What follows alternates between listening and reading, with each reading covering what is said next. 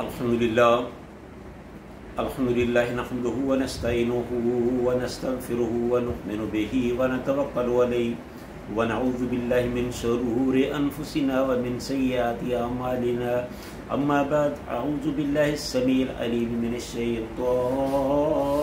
الرجیم بسم اللہ الرحمن الرحیم ینادونہم الم نکن معکم قالوا بلى ولكنكم فتنتم أنفسكم وتربصتم وارتبتم وغرتكم الأماني حتى جاء أمر الله وغركم بالله الغرور۔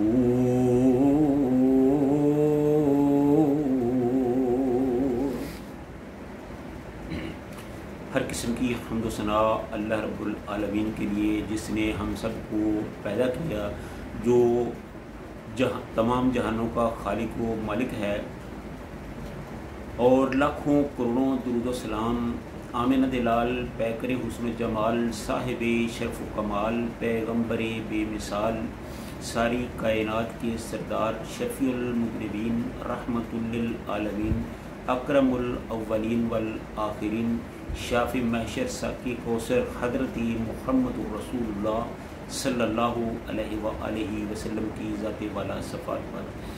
وہ ناظرین، یہ جو آیت میں نے آپ کے سامنے تلاوت کی ہے،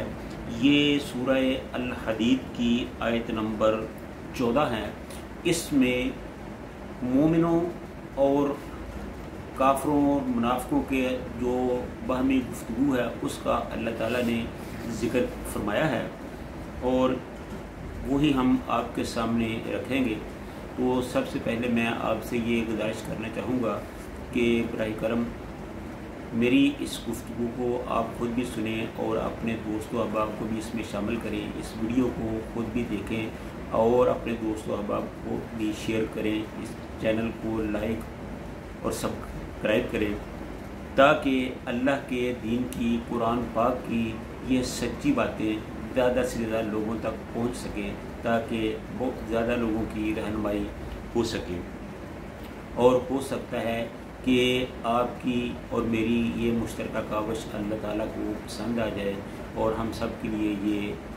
آخرت میں نجات کا سبب بن جائے۔ تو اللہ تعالیٰ فرماتے ہیں یوم ینادونہم، وہ پکاریں گے ان کو، یعنی جو کافر و منافق ہوں گے وہ ایمان والوں کو پکار کر کہیں گے کہ الم نکن معکم، کیا ہم دنیا میں تمہارے ساتھ نہیں ہوتے تھے؟ یعنی کہ دنیا کا جو ہے وہ ان کو وقت یاد کرائیں گے کہ کیا آج تم ہماری بات نہیں سن رہے؟ کیا ہم دنیا میں اکٹھے نہیں ہوتے تھے؟ ہم ایک دوسرے کے ساتھ نہیں ہوتے تھے؟ ایک دوسرے کے کام نہیں آتے تھے؟ قالوا بلا، تو مومن کہیں گے کہ کیوں نہیں، ولیکنکم، لیکن تم نے، فتنتم انفسکم، تم نے اپنے آپ کو فتنے میں ڈال لیا، دین سے دور ہو گئے، اللہ کے حکموں سے خود کو دور کر لیا،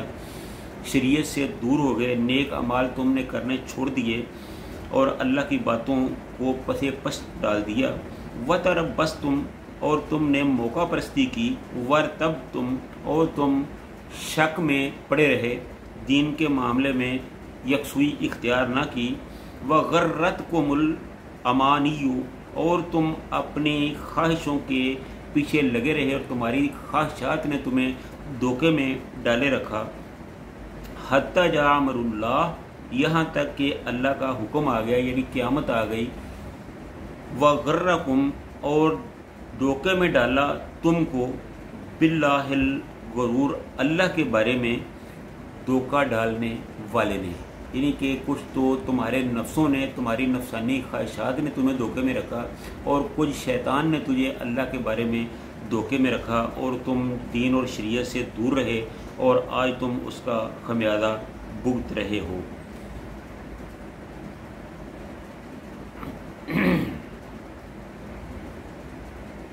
تو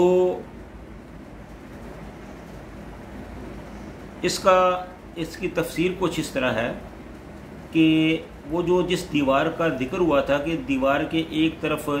منافق ہوں گے، کافر ہوں گے، اور دوسری طرف جنت ہوں گے،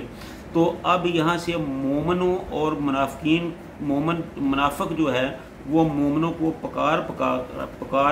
کر کہیں گے کہ دنیا میں تو ہم نے تمہارا ساتھ دیا، ایک دوسرے کے ساتھ ہوتے تھے، اور آج تم لوگ ہمیں یہاں چھوڑ کر اکیلے ہی جنت کی طرف جا رہے ہو، تمہیں ہم سے ایسی بے وفائی تو نہیں کرنی چاہیے تھی۔ تو مومن اس بات کا یہ جواب دیں گے کہ تم جھوٹ بکتے ہو، جھوٹ کہتے ہو، جھوٹ بول رہے ہو، جو کہتے تھے کہ جو کہہ رہے ہو کہ تم نے دنیا میں ہمارا ساتھ دیا تھا، اس کی بجائے اصل بات یہ ہے کہ تم لوگ موقع پرست اور مفاد پرست تھے، اور اس موقع کی تلاش میں رہتے تھے کہ مومنوں اور کافروں میں سے جس کا پلڑا بھاری رہے اس کے ساتھ مل کر اپنے دنیاوی مفادات جو ہیں وہ حاصل کیے جائیں۔ یعنی یہ منافقوں کا طرز عمل ہے۔ یعنی تمہارا نہ اللہ پر ایمان پختہ تھا، نہ اس کے رسول پر، اور نہ اللہ اور اس کے رسول کے وعدوں پر، اور نہ آخرت پر۔ جب تم دیکھتے تھے کہ حالات مسلمانوں کے حق میں سازگار ہیں اور کافروں کی کثرت تعداد معاش اور سامان جنگ کی طرف دیکھتے تھے تو تمہارا ایمان متزلزل ہو جاتا تھا، تو تمہارا اللہ اس کے رسول کے وعدوں پر، تمہارا اللہ اور اس کے رسول کے وعدوں پر اعتماد اٹھ جاتا تھا۔ پھر تم یہ بھی سوچنے لگتے تھے کہ شاید یہ آخرت اور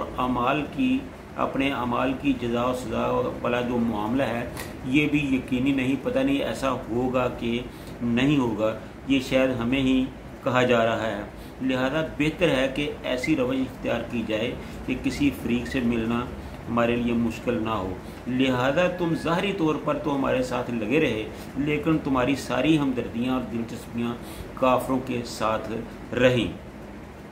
تو اللہ کے حکم سے مراد اسلام کا مکمل غلبہ بھی ہو سکتا ہے اور موت بھی، یعنی جہاں تک تمہارا بس چلتا رہا تم اپنے اس رویے میں کوئی تبدیلی نہ لا سکے، اور تم یہ سمجھتے رہے کہ ہمارا مسلمانوں کو اندھیرے میں رکھ کر انہیں دھوکہ دے کر اپنے مفادات حاصل کر لینا ہی بڑی کامیابی ہے۔ حالانکہ حقیقت یہ تھی کہ تم خود شیطان کے ہتھے چڑھے ہوئے تھے، اور مرتے دم تک اس نے تمہیں اسی دھوکے میں مبتلا رکھا کہ اب کوئی دن میں مسلمان تباہ ہوتے ہیں اور اسلام مٹ جاتا ہے۔ یعنی کہ تمہیں جو شیطان ہے وہ ورگلاتا تھا، وہ تمہیں تسلی اور دلاسا دیتا تھا کہ ان قریب مسلمان جو ہیں وہ جنگوں میں ہار جائیں گے، مار کھا جائیں گے، تو اسلام مٹ جائے گا، اسلام ختم ہو جائے گا۔ لہذا شیطان نے تمہیں اسی دھوکے میں مبتلا رکھا اور اسی دھوکے میں تم مارے گئے، اور آج تمہارا کوئی پرسان حال نہیں ہے۔ لہذا جو تم نے دنیا پر کیا اب اس کا مزہ چکھو۔ تو میرے بھائیوں، ہمیں چاہیے کہ ہم پوری توجہ کے ساتھ، خلوص کے ساتھ، اخلاص کے ساتھ اللہ تعالیٰ کو مانیں، اس پر ایمان لائیں، اس کی عبادت کریں، رسول اللہ صلی اللہ علیہ وسلم سے محبت کریں، ان کی سنتوں کو اپنائیں، تو اسلام کے ساتھ اپنی وابستگی کو رکھیں، صراط مستقیم یعنی قرآن پاک کو اپنا عملی طور پر رہنما بنائیں۔ جب ہم ایسا کریں گے تو یقیناً اللہ تعالیٰ کل قیامت کے دن